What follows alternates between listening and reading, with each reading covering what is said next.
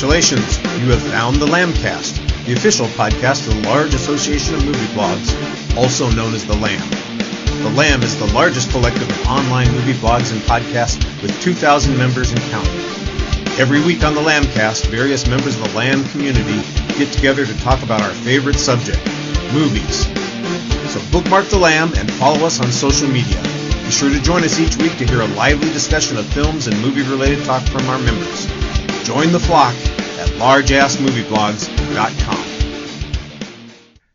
Hello, everybody, and welcome to episode 744 of the Lambcast. I'm your host, Richard Kirkham of Kirkham A Movie A Day. This is the last show for August, and it's our Movie of the Month episode. Foolishly, I failed to check and see if this particular film had been a Movie of the Month prior to this selection, and it turns out that it had been. Not only had it been a Movie of the Month, I actually appeared on that episode and completely forgot that we'd covered it. Of course, it was 8 years ago, and it is one of the episodes that for the moment is lost to us because the archives need to be recovered.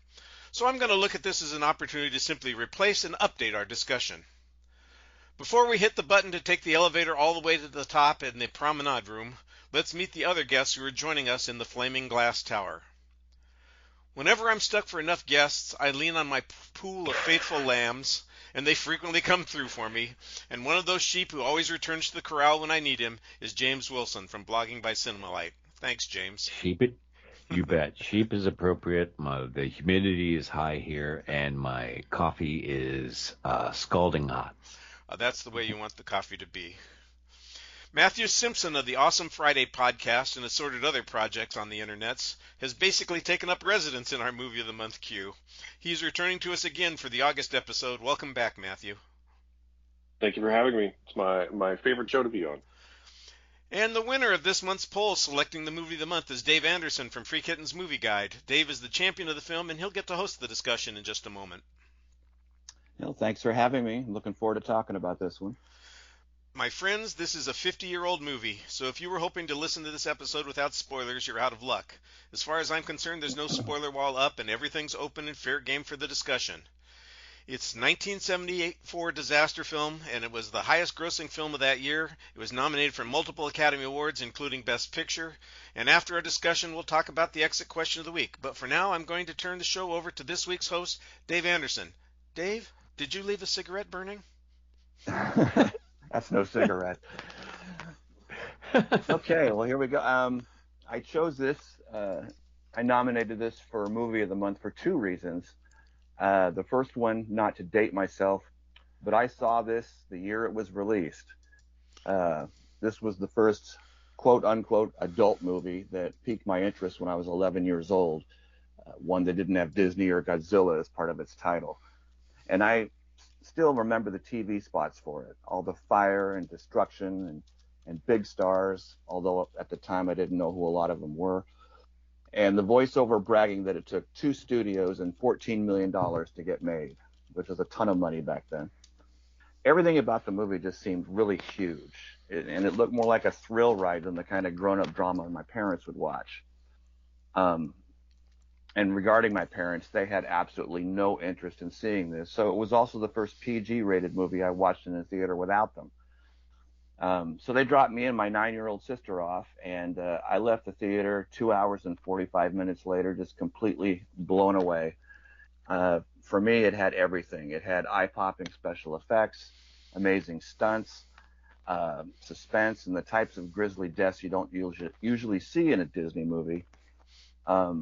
Especially the ones where people are being burned alive. I'd never seen anything like that before, and it just chilled me to my core at the time. And I was also at the age where that stuff was starting to be pretty cool. This movie was also my introduction to Paul Newman, Steve McQueen, and Faye Dunaway, who might have been my first celebrity crush at the time. It convinced me that Steve McQueen was the coolest actor ever, and I hadn't even seen Bullet yet. And all these years later, my opinion hasn't changed very much. So for me, this movie was life-changing. And disaster movies quickly became my favorite genre. I tried to catch them all in theaters if my parents were willing to drive me to them. And this movie remained the standard by which I judged all the other ones. Even when there was a resurgence of disaster films in the 90s, I still compared them to this one. This is the movie that made me fall in love with movies, and I've been obsessed with them ever since. And the second reason I chose it, and you'd mentioned this, Richard, it's the film's 50th anniversary, and it's certainly worth commemorating with a look back. It was the biggest film of '74. It was produced by two studios, which was pretty unprecedented at the time. It was based on two different novels, The Tower and The Glass Inferno, and Warner Brothers owned the rights to one of them, and 20th Century Fox owned the rights to the other one. And rather than compete, they agreed to joint produce one film combining characters and elements from both books. I'd actually read one of them. I think I read The Tower, but my memory fades on that. I don't remember it being as fun as the movie was. I did read it after the movie. And it was nominated for 8 Oscars, including Best Picture, which probably seemed laughable to any functional adult. But back then, my 11-year-old self was incredulous that it lost to The Godfather Part 2. Still, this movie also... I'm still incredulous, hell. He was 11. But this is also the movie that got me to start paying attention to the Oscars. I was equally incredulous the following year when Jaws lost to One Flew Over the Cuckoo's Nest. So, and what I didn't know when I was a kid was the Towering Inferno was the type of grand, old-fashioned, star-driven melodrama that really wasn't being made as much anymore, in light of the new Hollywood movement. In some ways, it could be seen as one of the last relevant gasps of the old Hollywood. And everything about the movie was just big, as if that were the operative word during production. A big cast, big running time, big explosions. Understated is a word that never comes to mind when you're watching this movie, even today. It was the pinnacle of the disaster genre's popularity, and to me, it was the last decent movie Irwin Allen would ever be associated with. And despite all that, this is my impression only. It seems to have been regulated as, culturally and critically, as just a silly product of the 70s, just like all the other disaster movies from that film. And it's a genre that's never been all that respected. And in a lot of cases, I can see why. As much as I love this genre, I could acknowledge there's far more bad ones than good ones. But there's been no special edition, no remastered Blu-rays or 4K discs. There's been no Fathom events, retrospectives of this or any other disaster film from the 70s, even though it was one of the decade's most popular genres. However, when I was putting all this together, I did just learn that a restored version of the Towering Inferno is going to be showing in my hometown of Portland at the historic Hollywood Theater. And I've already got my tickets, and I'm forcing my whole family to come with me and revisit my 11-year-old self. A good time will be had by all. But I'd like to hear some of your guys' history with the film at this point. Well, I'm happy to jump in there. I'm of an age where I can point to a film that I saw in a theater and say, yeah, I saw it in a theater. I was a senior in high school when I saw this movie, and I had my best friend worked at a movie theater, and not only did I pay to see it once, I saw it 2 or 3 times for free after that because he just opened the back door, and in I walked. And I think I watched it from behind the screen one time too. So that was a different perspective, watching the whole thing in reverse. I remember it also. You mentioned the Academy Awards that year, and of course there were a lot of films that were nominated for Academy Awards that maybe seem a little questionable 50 years later, but I don't think this is that questionable 50 years later. This was the big film of the year, the highest grossing film, and once upon a time they didn't look for the art house films, they looked for films that the public was absorbing to honor those as well, and this would have fit in that category. I wrote an article for my school newspaper my senior year that kind of talked about the 5 Academy Award nominated films that year, and I remember seeing them all and writing about them and saying, this is exactly the slot that seems to be made for the big public popular pictures. I didn't have any doubt that Godfather 2 was going to win. That was clearly the best movie I saw that year, although the conversation was freaking awesome too. And Chinatown, my gosh, I'm still gobsmacked about Chinatown. This was a pretty incredible year.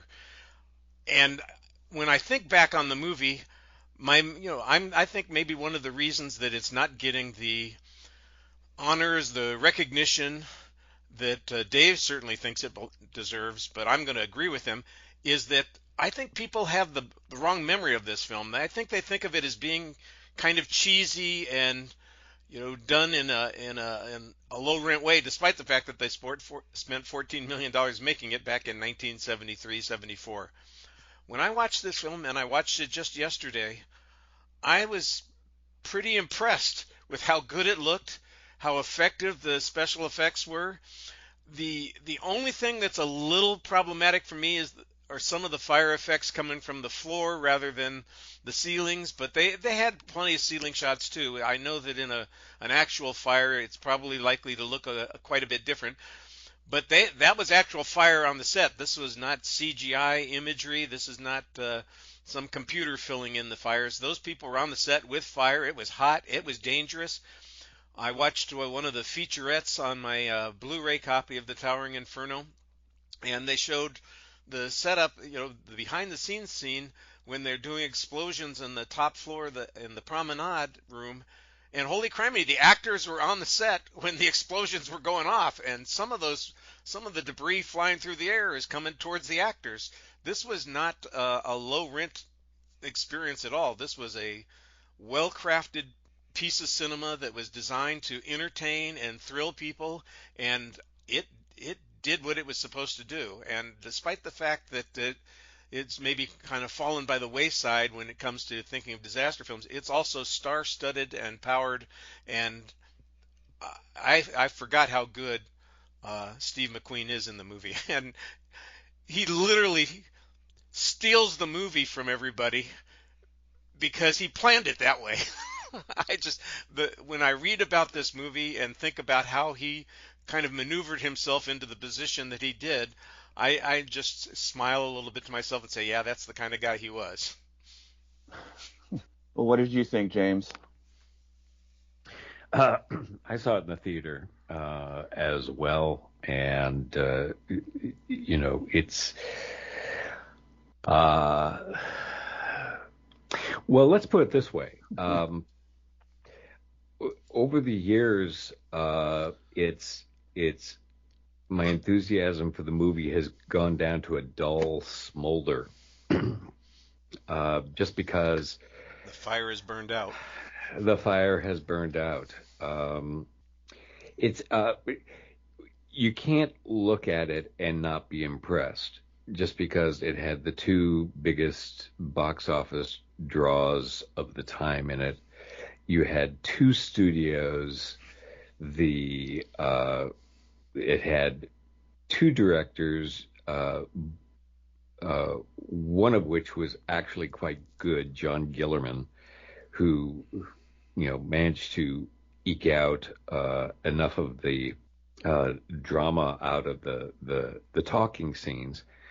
And John Gillerman was always pretty good with the camera. And Irwin Allen directed all of the action scenes, and I gotta say, it's the best work I've ever seen Irwin Allen do. It's pretty amazing, and I saw the behind the scenes footage of that explosion of the water tanks, and I was also amazed that they had so many cameras. They had the actual stars up in that set. And it was pretty amazing. The insurance costs for this movie must have been through the roof. But over the years, when I finally did a post on this, I put it on Take Out the Trash Day, just because ouch. You can't look at this movie now without memories of 9/11, and there's no way that at the time they made this movie they could have predicted that something as horrific as that would happen in real life. But for me, it kind of taints it now, and I don't get that much enjoyment out of watching it. It is the making of the movie is a much more thrilling story than the movie itself. And like I say, you'll never see this sort of lineup of actors again. And that's just my take on it. It thrilled me when I was young, but the years have kind of doused my enthusiasm for it. Okay, it's interesting. I'm glad there's a dissenting opinion here. Matthew? So I had never seen this movie before. I had been aware of it, obviously. It came out a few years before I did. So I'd never got a chance to see it in a cinema, and it's one of those films that is a big enough cultural thing that I've definitely been aware that it existed for a long time, but I've never actually watched it. It's not even one that I'd caught on TV in bits and pieces over the years. This is literally go in blind, first time ever this week, and I'm going to say I really enjoyed it. Good. I will say that I think it drags a little bit in the middle. At 2 hours and 45 minutes, it's a little on the long side, but everyone in it is good. I think it looks great. I think it looks as good as any 70s movie I've ever seen. And I think Paul Newman and Steve McQueen are both really, really good in it. And they're both so just effortless and cool in a way that I still appreciate today. And it's interesting because the thing that struck me when I was watching it is I was very tempted to be well, they don't make them like this anymore. But also putting a bunch of big stars in a movie and then setting a building on fire or something is kind of exactly how they still make this kind of movie. So it was kind of a thrill just to see that that style had persisted for so long. It's interesting hearing you guys talk about how maybe it was sort of looked down on at the time, because it seems like it's such a big deal. And then even though I'm aware that it's in the middle of this long phase of disaster films that came out in the 70s, it's certainly the one. It's this one and the Poseidon Adventure, which was also Irwin Allen produced, are the two that sort of maintain the cultural awareness, at least for me. I went and looked up a list of 70s disaster movies, and most of them I've never heard of. But this one I definitely have. And it was a real thrill watching it. I thought it was really, really good. I thought I had a really good time watching it. Yeah. Okay, I suppose before we go any further, I should summarize the plot so people listening who haven't seen it know what the hell we're talking about. So anyway, and feel free to jump in if you want to add something or correct me on anything. I'm not proud. The Towering Inferno takes place in San Francisco during the grand opening of a fictional skyscraper called the Glass Tower. And it's 138 stories high. So at the time, it's the world's tallest building. And it was designed by an architect, Doug Roberts, who's played by Paul Newman, and constructed by James Duncan, played by William Holden, one of the 4 stars above the title in the poster. To celebrate its opening, a huge party is scheduled in the promenade room located on the 135th floor. However, faulty wiring, which is approved by Duncan's greedy, cost-cutting son-in-law Roger, who's played by Richard Chamberlain, sparks a fire in one of the storage rooms on the 81st floor. And the flames quickly spread, but Duncan refuses Robert's pleas to evacuate the promenade room, assuming the fire 50 floors below can't possibly affect him, which basically makes Duncan this movie's Mayor Vaughn.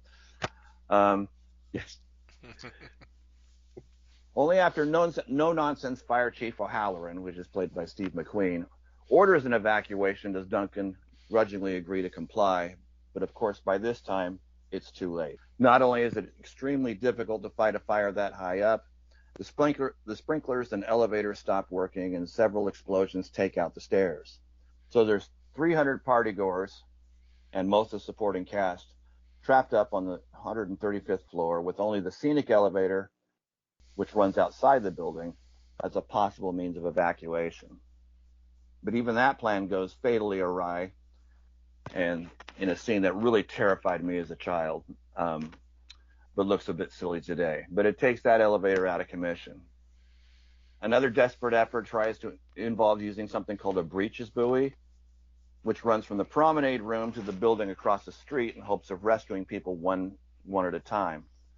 But panic and Roger's disregard for human life other than his own results in the buoy snapping and sending several characters plunging to their deaths.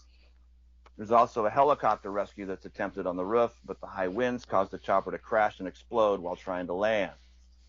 So in the end, the only option left to extinguish the fire is to blow up these giant water tanks above the promenade room that hold 1 million gallons of water that they think will put out the fire, but it could also kill everybody up there, as said by McQueen himself. That's the nutshell plot. There's plenty of subplots and secondary characters like Faye Dunaway as Robert's girlfriend. Then there's Fred Astaire as Harley. He's a con man trying to dupe a widow out of her savings, but he ends up falling in love with her instead. And with hindsight, it's kind of surreal seeing O.J. Simpson in this movie as the head of security. Yeah, he saves a kitty, which is always great, but watching it now, it's just kind of bizarre seeing him in anything, and this is no exception. But that's basically the nutshell plot of this. Did anyone want to add anything I forgot, or? Well, I think you covered most of the main plot points there and the secondary characters. There's a completely superfluous romance going on between Robert Wagner and his secretary, and the only reason that it exists is to give us another scene where there is panic and death that's not in the promenade room upstairs. It's in a different part of the building. So there's that's going on. I do think that the helicopter explosion at the top is a forerunner of Die Hard. We get this. Oh, absolutely. More than a dozen years before that shows up. But it's a pretty effective shot. The only thing that was missing was the shot of the helicopter crashing down the side of the building. I'm not exactly sure. I guess it was in too many pieces. And the idea that it's in San Francisco is important because you have other buildings around. That's what makes the breeches buoy seem like a reasonable kind of thing to do. I do think there's also this kind of guilt that they put on the architect from the beginning when the chief shows up. We can't fight fires over 7 stories tall, but you guys keep building these buildings. And I think, dude, you're the fire chief, battalion chief in San Francisco. It's all over 7 stories tall. So, that's just the life that you lead when you're in a city like that. There are tall buildings. This one is especially tall, though that makes it tough. And I understand James's reticence about maybe enjoying a film like this after the 9/11 incidents and disasters, where we could see how horrific everything is, and we got a much more dramatic outcome there than anybody could possibly have imagined in 1974. I had the same kind of feeling many times since then. Whenever we see these superhero movies where buildings are being crushed by visitors from outer space, and I think, yeah, it's just a little hard to take. But I do kind of have to swallow the reality and shove it down and remember that we're looking at a fictionalized kind of thing, and kind of put that out of my memory. But I do know what you're talking about there. That's what popcorn is for. That's it. It helps. I think the reason that that doesn't quite bother me, that the 9/11 comparison, is because I'm able to detach myself from that and watch this, because this one, the disaster here happens by accident. It's not a deliberate attack, and it's not something, premeditated. I find the elements of a movie like Black Sunday more disturbing to watch today than this one, simply because this isn't, some kind of attack. Well, so much of the story is about the people in the building. It's maybe a little melodrama that we've got going on there, but at least we know what's happening. I think you could probably find names for 80% of the victims in this movie, which is a little bit different, where everybody else is just fodder for what's the next execution that happens, what's the next death scene that happens.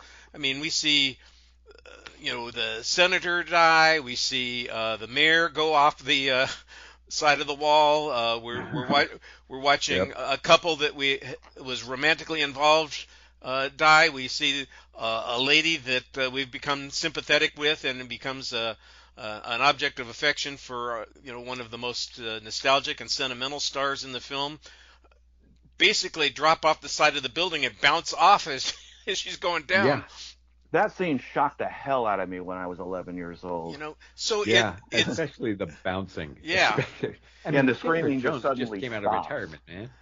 So even though it's a melodrama, I think we really get characters that you are engaged with, and it doesn't seem like it's just background stuff that's happening, and that gives it, I think, a little bit more heft, a little bit more weight, and makes it feel less like it's just we're enjoying the disaster. We're actually empathizing with. I think everybody would be sitting in a situation wondering, how would I act? What would I do? This is one where we can kind of project ourselves into this scene. And I think that's what separates it from the other film that came out around the same time, Earthquake. Earthquake was mostly all spectacle, and very impressive spectacle most of the time, but it does not offer as much character exposition as the Towering Inferno, or as many characters that you might be invested in as this one. And no clear-cut villain other than Marjoe Gortner. This one has a great villain, I think, and which brings me to the cast. I wanted to talk a little bit about the cast. A few of the actors famously didn't like this movie. Paul Newman, as Doug Roberts, admitted he did it for the money and a percentage. He also vowed never to do it again after that, although he did it for Irwin Allen just a few years later when time ran out. But you can't really accuse him of phoning it in. I mean, he gives he did his part. Yeah, he did his part. And as the crisis grows worse, I thought his performance got better during this. And you'd mentioned Steve McQueen. I don't know if he's a scene stealer in this. He's definitely. I was going to say it's not so much that he steals the scene as it is he steals the plot, because he's not in the first 45 minutes of the movie. Right. And famously, both Newman and McQueen engaged in that petty actors thing, counting the number of lines. They had, their big stars. The billing was kind of an issue, and you count the number of lines that you have, and you say, okay, he doesn't have more lines than me, and he doesn't have more lines than me. But Newman's lines are almost all in the first hour of the film, and it's all, background stuff. When the drama starts, when the fires really take over, he has a couple of good scenes. He has a couple of really good scenes. That scene with the woman and the kids, and he's got to get them down the stairwell that's exploded. I think that's a good action scene, and that gives him some good play. But most of the stuff in the middle of the film, we got Steve McQueen helicoptering in, jumping over fires, climbing stairs. Spelunking down elevator shafts. There's just a ton of stuff that he's doing constantly in the Holding film. Paul Newman's son. Yeah. Yeah. What's kind of ironic about Steve McQueen insisting on having the same number of lines is historically he's famous for wanting to cut out lots of dialogue in some of the other films he's done. Yeah. Preferring to do things with just a look. Yeah. What we needed was a Steve McQueen, Clint Eastwood film. We'd have a complete silent movie. Silent movie film, yeah. But he is, I mean, he is great. He's Steve McQueen in this, and he's really cool in this. But and this was the last successful film he'd ever be associated with. He didn't do another one for 4 years, and those basically came and went. One person I wanted to give kudos to, and I think it's probably the most underappreciated performance in the whole movie, and that's Richard Chamberlain. I've never been a huge Richard Chamberlain fan. Not that I dislike him. I mean, he's been in stuff that I've liked and stuff that I didn't. But he is really great as the villain in this. He's smug and he's snide. I mean, the minute he shows up, you want to punch him. Yes. And he's self-absorbed and lecherous and greedy, and he just gets worse as he goes along. And you're just waiting for this guy to die. And I think he meets a great, nasty death in this by his own doing. I always suspected Richard Chamberlain, just because he was, he started his career as Dr. Kildare, was in a constant search to find good villain roles. He found one. I don't think I've ever seen him in a villain role besides this one, because I haven't seen a ton of his stuff. He plays one in Petulia. I was just looking at my notes for this, and I can confirm. Richard Chamberlain is the guy who cuts all corners. Delightfully slimy is what I wrote down. Yes. And William Holden as Duncan. He's another one who pretty much poo-pooed this movie after it was over. And I don't know if it was sour grapes, because he also wanted star billing. Yeah. In this film, and they essentially told him, well, you're not exactly a draw anymore. You peaked with the Wild Bunch, and that was about it. It's kind of a thankless role. He even groused about his role being just talking on the phone the entire time. I mean, he does a good job, but that role could have been pretty much played by anybody. Yeah, I don't think they needed a star in that particular part, but if the goal is to pack as many big names into a picture as you can, and he's available and you can afford him, go ahead and sign the contract. Why not? And why not? And like you said, he's fine. He wasn't quite done yet. He had some more in him, but this was one of those big films that because a lot of people are in it, they can point to and say, "Oh yeah, I've been in an Academy Award nominated film." Yeah. Yeah. Also, one has to say something about Jennifer Jones. Both Jennifer Jones and Fred Astaire came out of retirement, although Fred Astaire had been doing a lot of television. In fact, he played, didn't he play Robert Wagner's father in It Takes a Thief? I think so, the TV show? He might have, yeah. Yeah, but this is his first movie in a while, probably since Finian's Rainbow for Coppola. And, they're cute. They're the Helen Hayes role from Airport. That's a great comparison. And they're there to be winsome and to make you go aw. And Jennifer Jones is particularly grisly, and you're supposed to feel that a lot. And give her props, because she was in that stairwell with Newman in a situation that probably was a far cry from what she had done in her previous career. This isn't Portrait of Jenny we're doing. This is tough stuff, and kudos to her to come out of retirement and do this.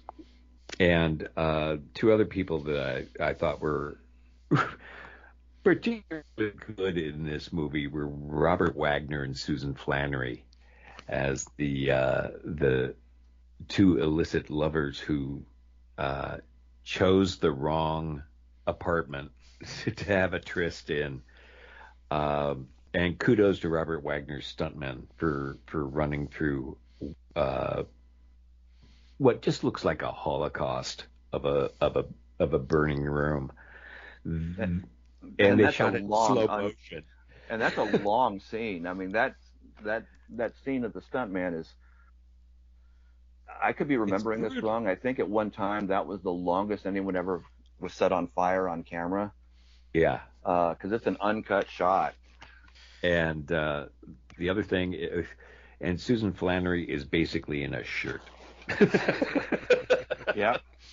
It's a good shirt. It's a nice shirt. I like the shirt. And, she kind of has that, one of those things where she's trapped by the fire and then, has to, gets blown out of a window. Also, kudos to the extras stuck in the elevator.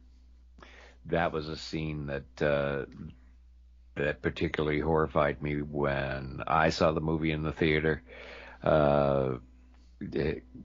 Open up that elevator and just flames are all over the place. When they crowded in the elevator and took it despite the warning, and it stops it. By the way, that was one of those things that I never understood. Why is it that you have the elevator stop at the floor where the fire is? They have some explanation for why it would happen, and it was one of those things I think you'd go by design to do the exact opposite. Never stop any place where the fire alarms are going off. That just seems strange. But I guess there was a mechanical justification for that moment, and it was a horrifying moment. And when the elevator comes back up and the charred bodies pour out, that's a pretty dramatic scene there back in the promenade room. But this is not a movie where if you want to enjoy it at all, you question it. No. Why is one of the fire exits,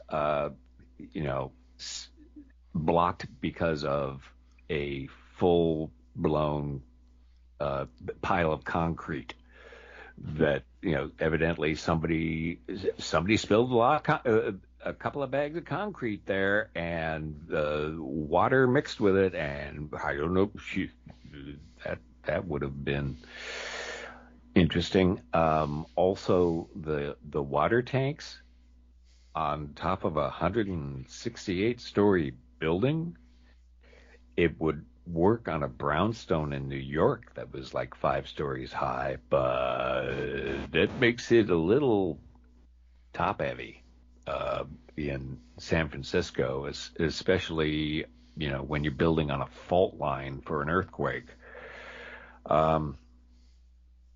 You don't question these things.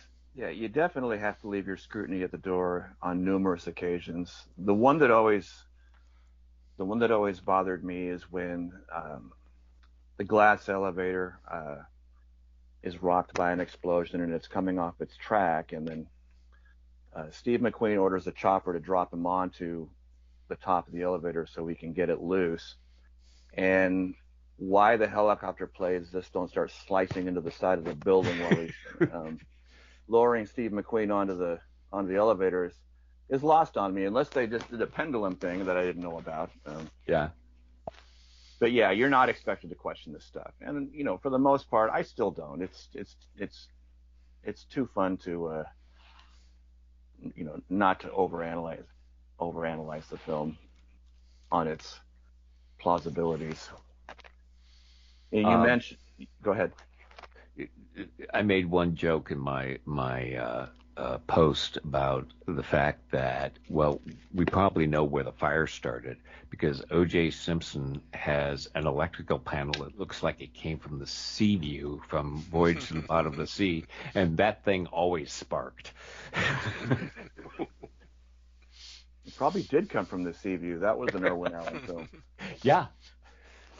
I'm saving some money there, Yeah. Reusing the sets. I seem to recall that in The Swarm he reused a set from the time tunnel, just to give it a sense of scale. But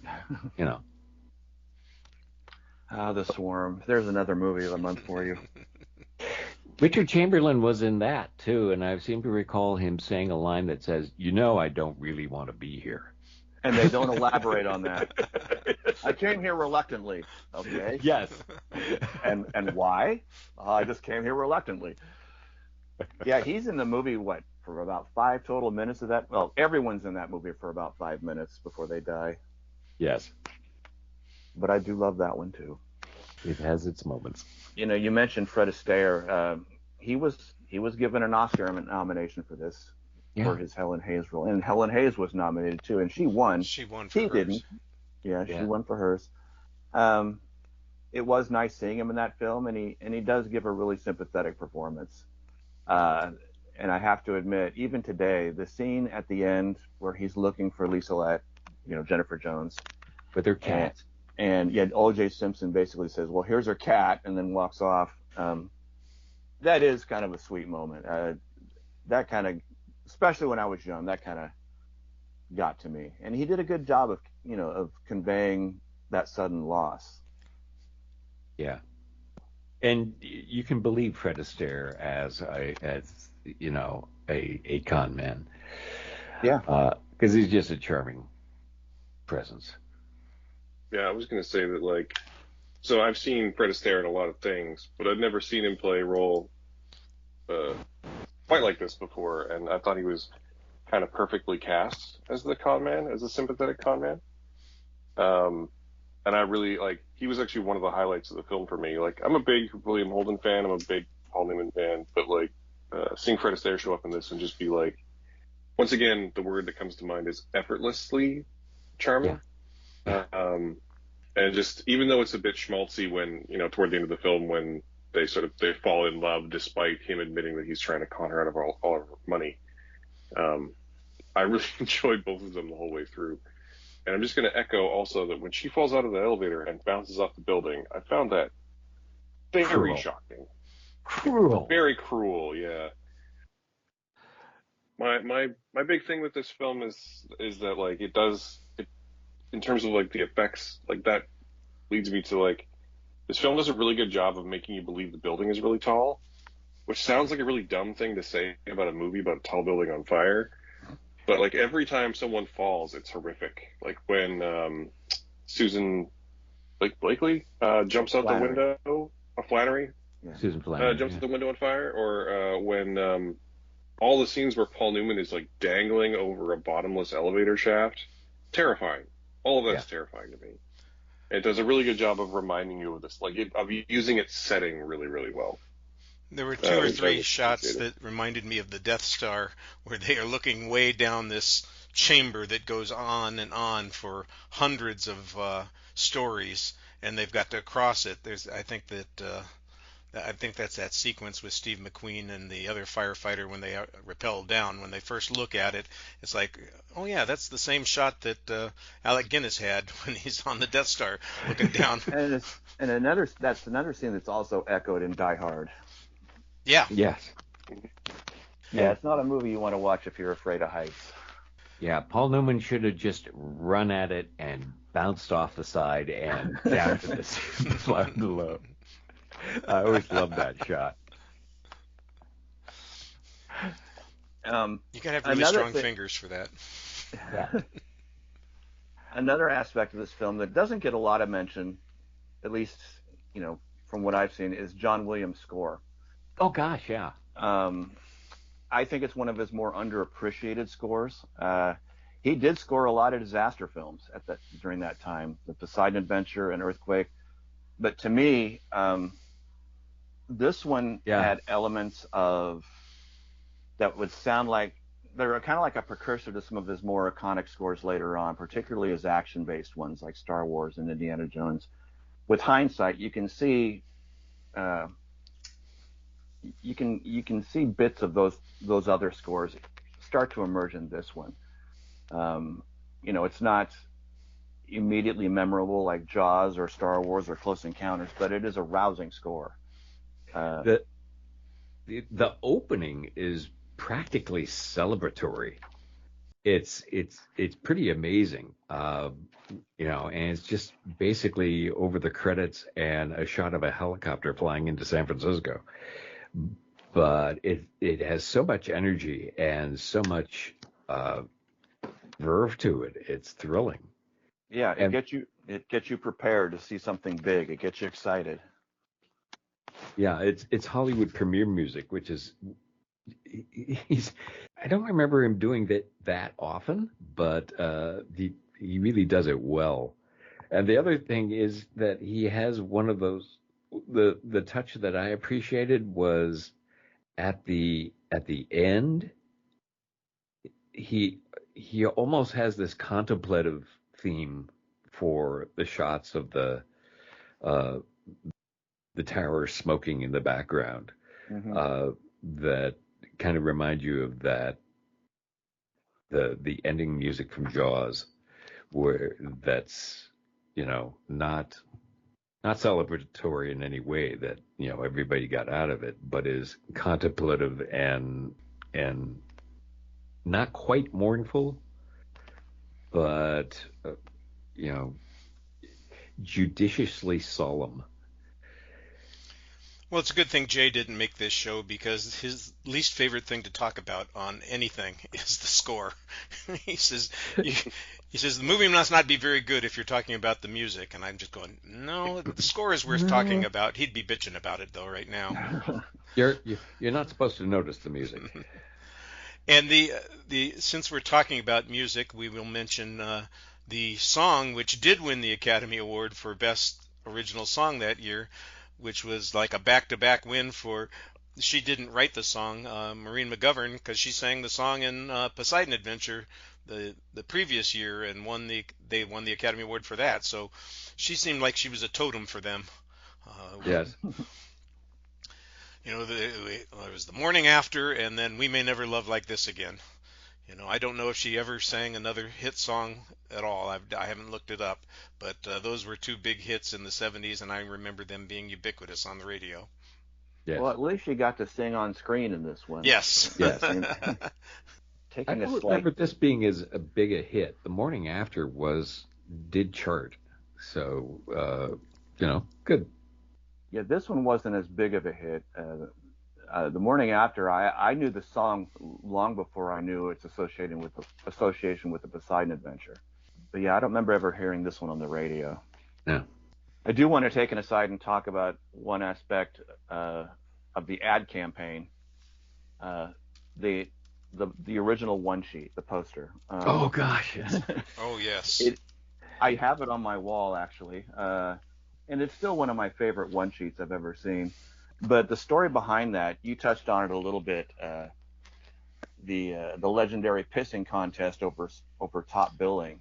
Yeah. And the poster reflects that compromise, where the names are all staggered. So depending on how you look at it, Paul Newman is the star, or it could be seen as Steve McQueen being the star, and then William Holden and Faye Dunaway still above the title, but not quite as high up as those. That's got to be the ultimate in Hollywood compromise. And it's another one of those posters where the entire cast is shown with a little picture. And one thing my wife pointed out is all the male characters, their job titles are listed under them. So like Fred Astaire is the con man, O.J. Simpson's the security man, Robert Vaughn's the senator, but all the women are the wife, the girlfriend, the widow. Yes. Except for Chamberlain. Except for Chamberlain, who's the son-in-law. The son-in-law, yeah. I should say the bastard son-in-law. I think they just didn't have the space. The guy you want to die. That's perfect. That's perfect right there. And the poster has that really arresting and dramatic John Berkey artwork. Yes, that's what I was going to get to. That's terrific. Just amazing. Berkey was a science fiction painter. He used to do lots of concept work, and he did that wonderful campaign for King Kong, another John Gillerman movie, and he did a lot of concept work for Star Wars. There's some folks who don't like his kind of impressionistic way of painting, but his key art on Towering Inferno is just amazing. I mean, it's vertiginous, and it's a big draw to see the movie just because it looks exciting and manages to get just about everything that happens in the movie, in one picture. Yeah. Is he the guy who did the Star Wars poster that came with the soundtrack album? Yes. Okay. I like the artwork. And you've got it up on your wall. I like that. Yep. Right next to my Day After Tomorrow poster. Hey, say what you will about the movie. The poster's great. Yeah. And the backstory behind the credits is just ingenious. Yeah, they did something similar with Jaws. I don't know if there was any kind of behind the scenes grousing over who was the star, but the Jaws poster was very similar. One name elevated above the other ones, but this guy's mentioned first. So, wasn't that sort of triangular? Yeah. Yeah. When they did put their name on the poster, but for Jaws, what you were looking at was the image, rather than looking to see who was in it. It's a great poster. It's wonderful. One of the last things on my list is I wanted to talk about was this film's legacy, such as it is. This was the most successful disaster film of the 70s. I don't know where it stands with inflation taken into account, where it would stand all time. But, as I'd mentioned before, it was the last successful film Irwin Allen would be associated with. It did influence later films, like you said, Richard, Die Hard. Right. There's a South Korean film with a pretty much identical plot called The Tower that came out in 2010 that's definitely worth checking out. And that's a film that's unafraid to kill most of its major characters. So if you've never seen that, it is a good film. It depends a little more on CGI, obviously, being from this century. The other one that kind of irritates me is the Dwayne Johnson film Skyscraper. Oh yeah. Oh yeah. A little bit too science fiction-y for me. A little bit too Die Hard-ish in addition to this one. But a lot of people also see this film as a companion piece to the Poseidon Adventure. And I can see the similarities, especially the tropes. And maybe one of the reasons that this and other films are kind of looked at with a little less fondness is because of all the cliches. And I think a lot of these people forget that a lot of the cliches and tropes we associate with disaster movies comes from these two films. Yep. So they're afforded a little bit of slack, I think. If you get there first, it's not a trope. That's right. It's not a cliche yet. You make the cliche. Yeah. I tell my kids when they see pictures of Judas Priest and make fun of all the leather and chains, and I say, well, they invented that, so they're allowed to do it.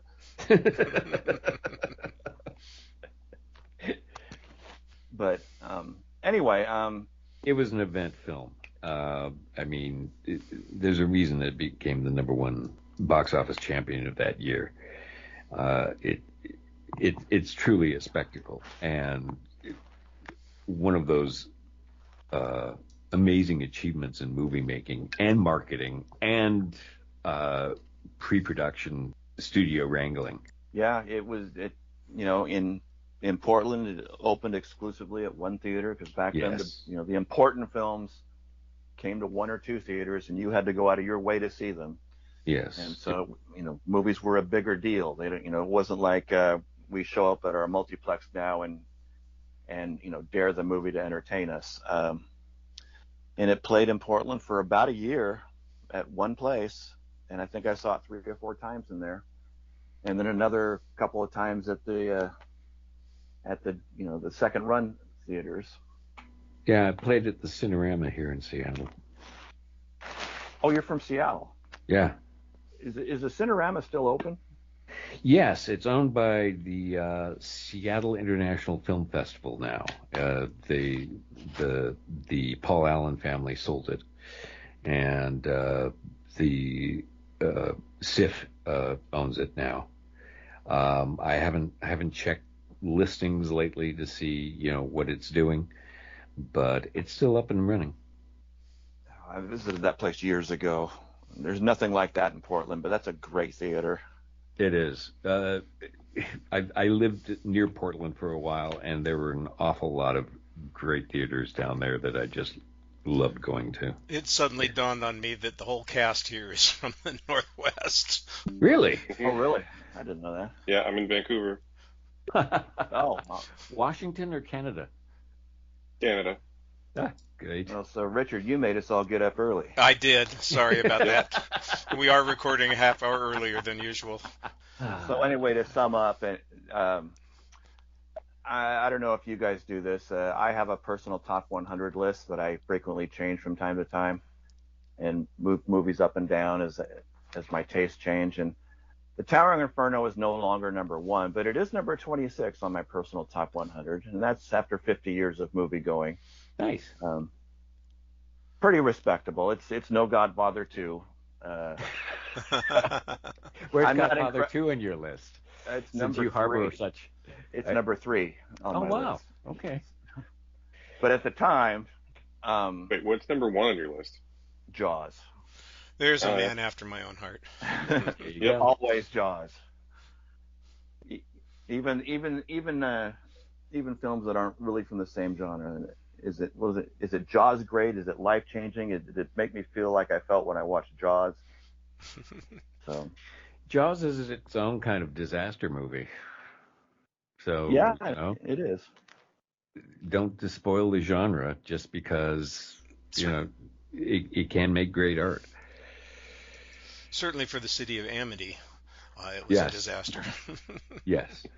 So anyway, all I have left is the exit question. Did you want to do that now? Well, let's just check and see if there's anything that we didn't talk about that other people had in mind when they saw that this was the film. Dave came up with some good things for us to talk about. Is there anything else that we didn't get to that you guys wanted to add to the discussion? When we talk about the poster, we kind of rung the thing. Well, then I mean, guess the only other thing that really stands out to me is, and this is really pedantic and weird, it's the kind of nerd that I am, but the computer that runs the building is spectacular. Yes. It's actually a military computer. It's a air defense fire control computer, and it was built in the 50s, and they've actually used it all the way up into the early 2000s to be like a futuristic console, and it is amazing to look at. I had no idea. I had no idea either. Like I said, I thought it was from the Seaview. I just thought apparently, like, the most recent one I know of for sure, having seen it, is that it showed up in like the bunkers in Lost, the TV show Lost, as like a retro future thing. But like, really? It shows up in movies and TV shows like all the way through the 80s and 90s as being like a futuristic like computer console, and it's kind of fascinating to read about. But it's also just like, it's got that real nice like chunky like switches and dials, classic sort of science fiction looking computer. And I love every time it's on, I actually like paused and went back to like just to look at frames of the computer, because that's kind of dork that I am. And I really like it, and I think it's worth talking about. I'd operate it just like OJ did. Let me turn every switch on and off and see if that does anything. Well, you got to do that because none of them are labeled. And fuses, you got to turn it on and you got to turn it off. So Yeah, and then you got to trust it, even though when it's saying something that it's not. All right. Well, we don't always do Lamb scores. I thought maybe we'd do a quick set of Lamb scores here, and then we'll take our quick break and then come back for the exit question. So out of 5, how How about some Lamb scores? And we'll start with Dave, since he has a very high opinion of this film. I'm assuming that he's got a high Lamb score. I give this one a 4. All right. For sure.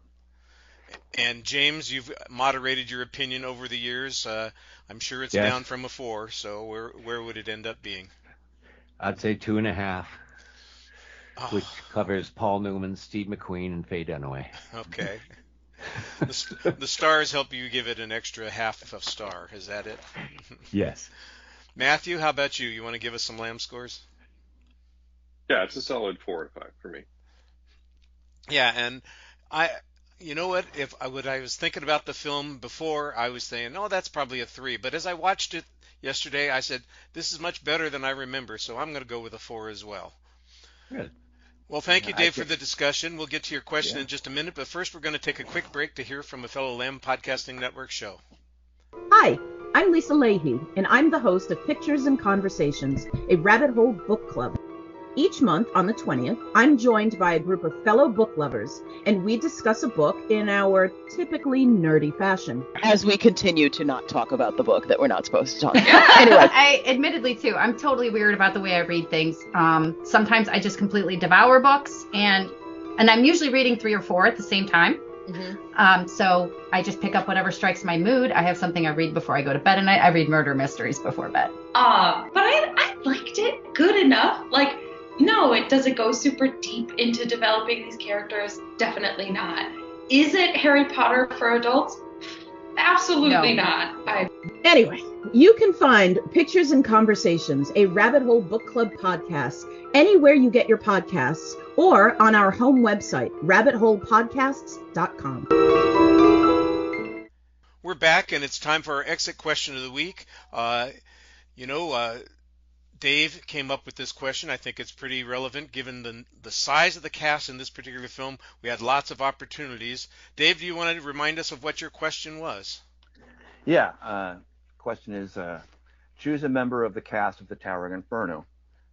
What role and performance in another movie is one of their best or your personal favorite? And Dave, since you came up with this question, I think it better you go first. That way, if you fall, you won't take any of us with you. Thanks a lot. I had a hard time with this one, harder than I expected, because the 4 main stars alone, I mean, their filmographies are so huge that it would be hard to pick one. So I picked one where I thought the actor did the best job of playing against type. So I chose Paul Newman's role as Reggie Dunlap in Slapshot.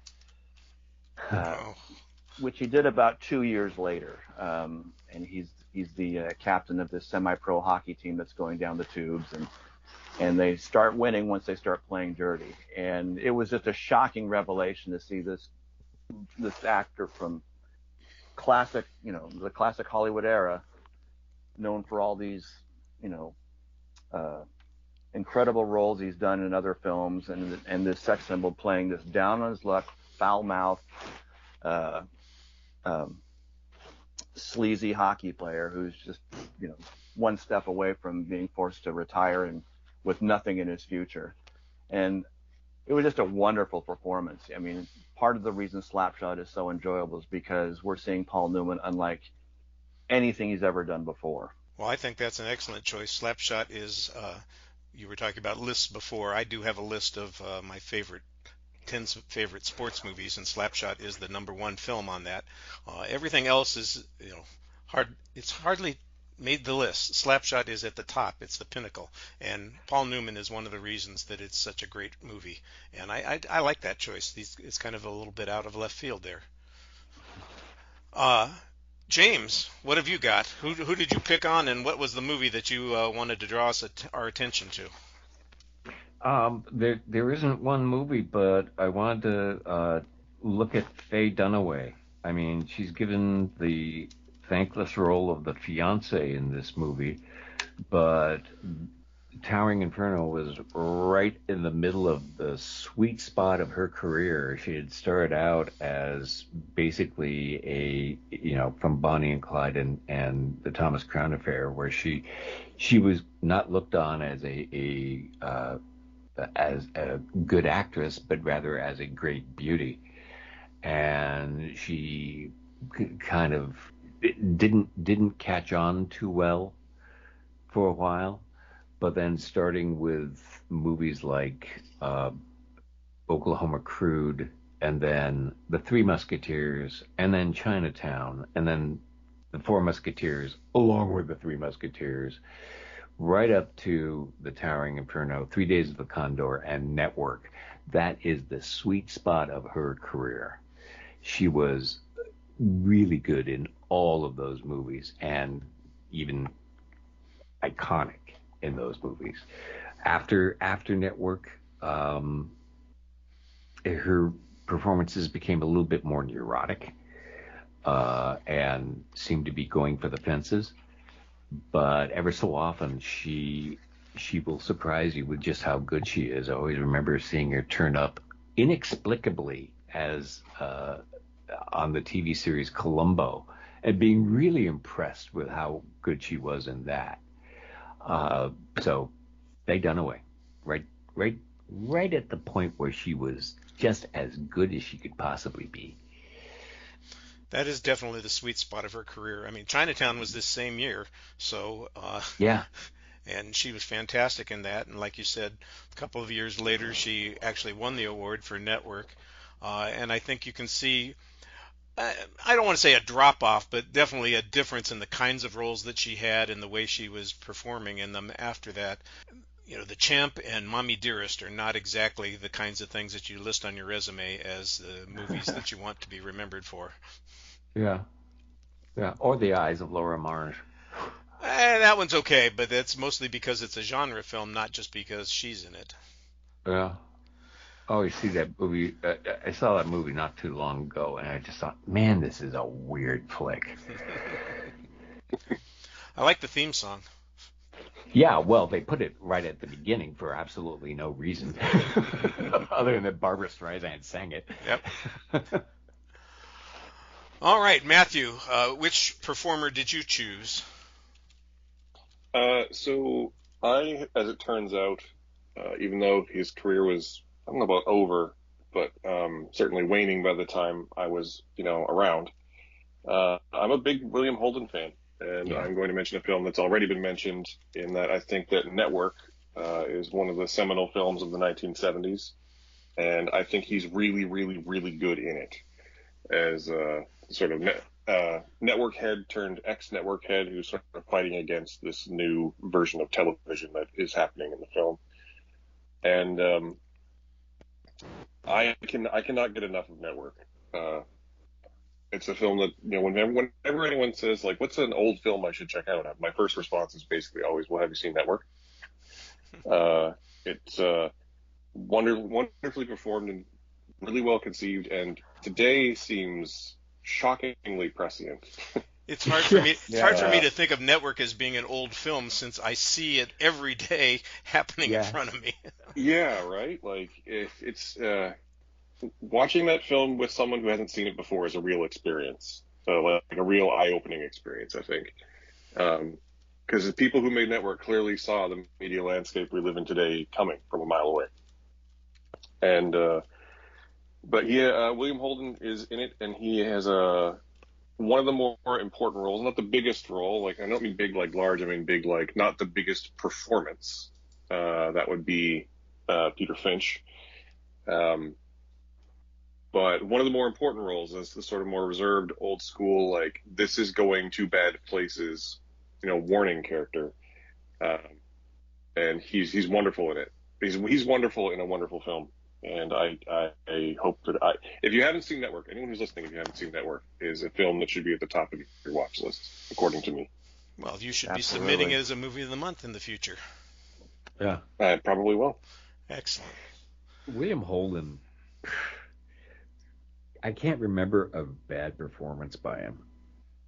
No, actually just rewatched Bridge on the River Kwai as well, and he's great in that. And all of his Billy Wilder films, I mean, he's just amazing. I think my favorite of his has always been Stalag 17. Yeah. I gotta go Sunset Boulevard.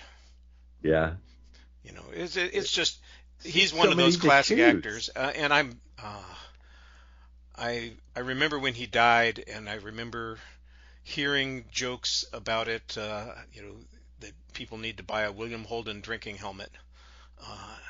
His death was tragic and stupid, and it's one of those bad moments in the world when you think that's a lousy way to go out for somebody who is, a movie star and had been a movie star for 50 years. It's just unfortunate, but he's a terrific actor. Yeah, and on screen he aged gracefully. He didn't take roles that were, that he was too old for. When he did take a romantic role, he took a role that was required to be an older man. In Breezy, for instance, he's not supposed to be a young man engaging in a romance. He's supposed to be exactly what he is, closer to older middle-aged man involved. And yeah, I think he was always well cast. And he leaned into his age. I mean, when he started really getting grizzled, that's when he started doing the Peck and Paw and Western movies. And he always looked, authentically grizzled. He's a great actor. Just great actor. Yeah, we didn't talk about him too much in this film, but he does have one of the, I think, I didn't bring it up, but one of the better scenes, the scene where Paul Newman accuses him of cutting corners, and he has a short little monologue about how, I didn't do that, but if I did, it would be my right to do so. Yeah. That's a great scene in Towering Inferno. Mm-hmm. And William Holden can sell that. Yeah, exactly. He makes a reasonable argument, but of course we know that it's not reasonable at the end of the film. What he doesn't make a reasonable argument for is his tuxedo. Oh, it's fabulous. What are you talking about? Yeah. You, like me, are just jealous you probably couldn't pull it off. I don't think I could. I tell you what, I put that on and people would say, Santa, Santa, and want to sit on my lap. Hey, it's summer. He couldn't wear black. All right, I'm going to go a little bit off the reservation here because I did pick one of the actors that we've mentioned here, and he was mentioned quite favorably, as a matter of fact, but he's not one of the above the title stars. I'm picking Richard Chamberlain, and the reason I'm picking Richard Chamberlain is because this guy was the king of the TV movie. He did one of those famous miniseries that took off, the Thornbirds. He was in the original Shogun. He did one of the longest miniseries ever called Centennial, but he made two TV movies in the mid-'70s that just floored me, and the first one is the one that I want to mention, and that's The Count of Monte Cristo. Yeah. He was terrific in that movie. And he's got exactly the right attitude for Edmond Dantes, and it's just it was the first time, but it was before I'd read the book, and before the other movies came out that I had seen.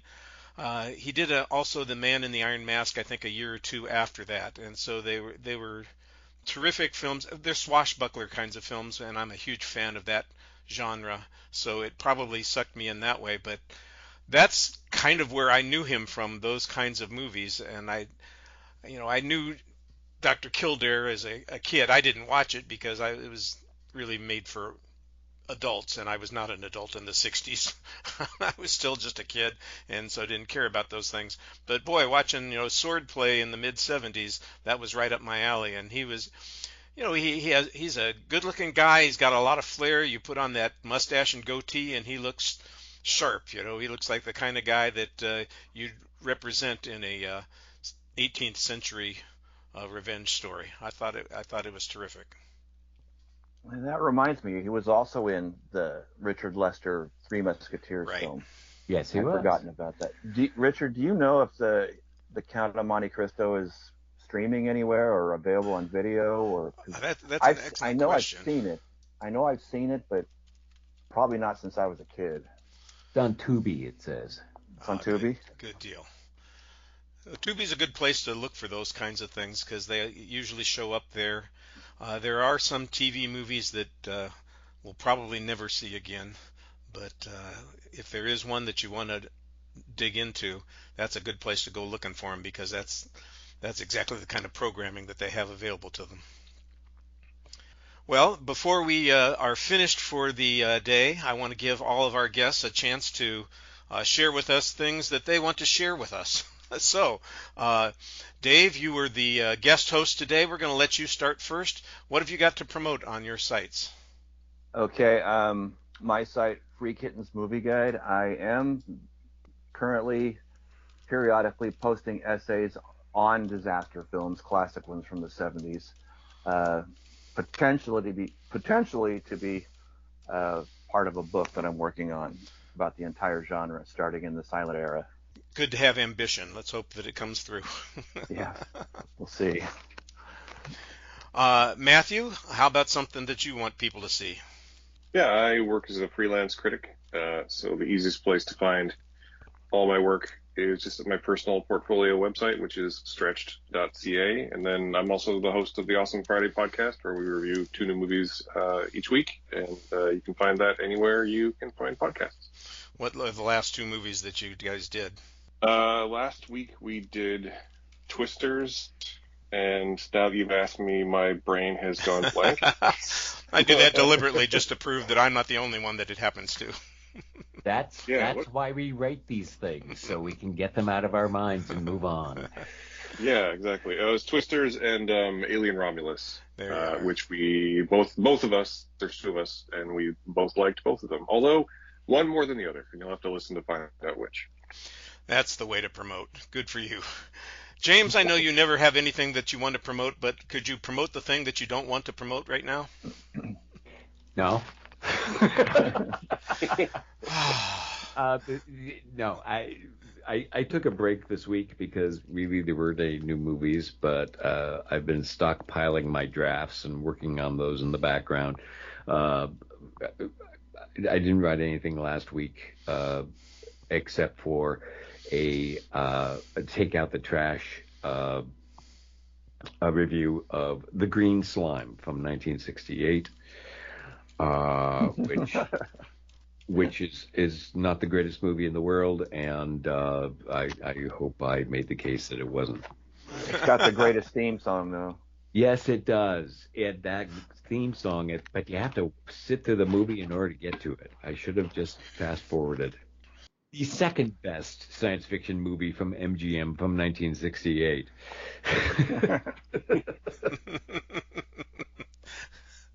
That's MGM's slate of films that year. I can just see it now. 2001 and The Green Slime. Yes, that's where the money they didn't spend on 2001 went, was The Green Slime. And they spent all the money on 2001, which is why The Green Slime looks the way it does, doesn't it? Isn't it? Oh, my goodness. Thumbs up. Yeah. Well, once again, on my site, I'm just struggling to keep up with the films that I've been seeing. This summer has been loaded with a lot of classic films at the film series that I've been going to in downtown Austin. I've got 3 films scheduled for today. Roman Holiday, Amelie, and Josie and the Pussycats. Yesterday, what did we see? Jiminy Crickets, my brain. See, I told you. There's a reason that I need to write these things down. It's not going to come to me. We had last week we had Hitchcock week, so we had a ton of films, and I've got like 5 other films that are coming this week. I'm just struggling to keep up on everything because my goal is to put up a post on everything that I see in a theater, and since I prefer going to a theater to watching something at home, there's a lot of stuff that I have to write about, damn it. So I'm about 5 films behind right now, but if you come during the week, I'll catch up, and you can find out what it was that I can't remember that I saw just yesterday. Oh, I know what it is. I saw the Reagan film yesterday. This is with Dennis Quaid? Yes. It was a special screening, and I went and saw it. It's a little schmaltzy, as you can probably imagine. No kidding. But he was good, and it's well made. But I think the story, they're trying to cover everything, and it's just a little overwhelming.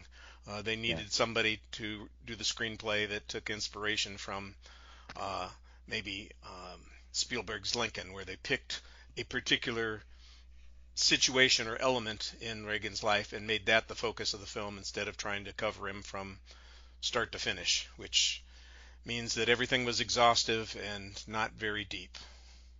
Yeah. And then what did I see the night before? There was something else that was great. Dang it. One of the classic films again. All right. Well, you'll find out. Yeah. Thank you, everybody, right. for joining us this week. I appreciate it. Maybe I'll leave the end of that comment here, as a shrine to all of the bullshit in the world. Nice. We'll catch you next time on the Lambcast. Thanks, everybody.